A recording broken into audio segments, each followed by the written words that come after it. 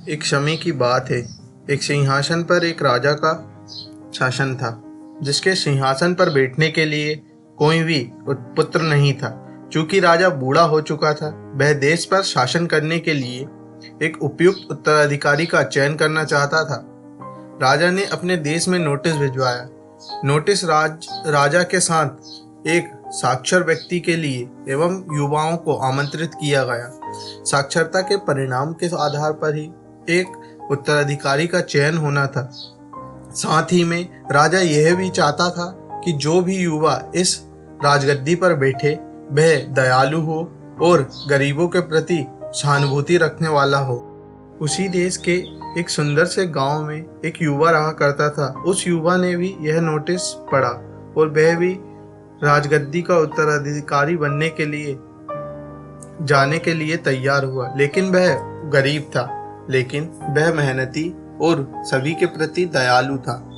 फिर वह मेहनत करता है और अपने लिए कपड़े और अपने रास्ते में जाने के लिए सभी सामान को जुटाता है।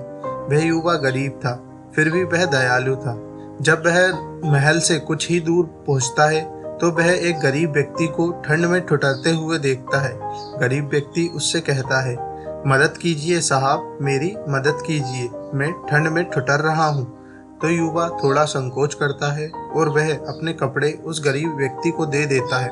फिर गरीब व्यक्ति उससे खाना मांगता है। युवा इसको भी थोड़ा संकोच कर दे देता है। अब वह राजमहल पहुंचता है।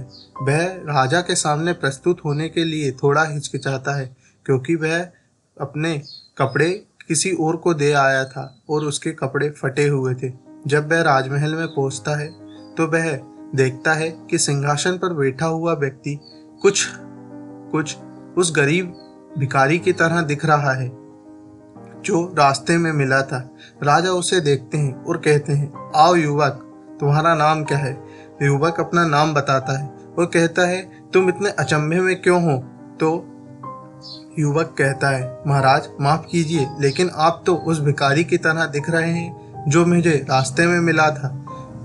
महाराज कहते हैं, मैं वही भिखारी हूँ, मैं बस युवक को परखना चाहता था। मेरे पास से कई युवक निकले, मैंने उनसे कपड़े मांगे, खाना मांगा, लेकिन उन्होंने नहीं दिए। तुम ही एक ऐसे युवक हो जिसने मुझे खाना और कपड़े दिए। तुम दयालु हो, तुम प्रेम करने लायक हो और तुम इस राजगद्दी के योगदार हो। तो राजा उससे वादा करता है और उसे राजगद्दी का उत्तराधिकारी बना देता है। हम भी हमारे जीवन में देखते हैं कि ज्ञान दया से बढ़कर है। दया यदि आती है तो वह ज्ञान से बढ़कर है, और यही प्राणियों के लिए सबसे महत्वपूर्ण है। मनुष्य ही एक ऐसा व्यक्ति है जो केवल दया कर सकता है। इस कहानी से हमें यह सीख मिलती है कि हम दयालु बने और सभी के प्रति एक अच्छा व्यवहार रखें एवं सभी से प्रेम करें।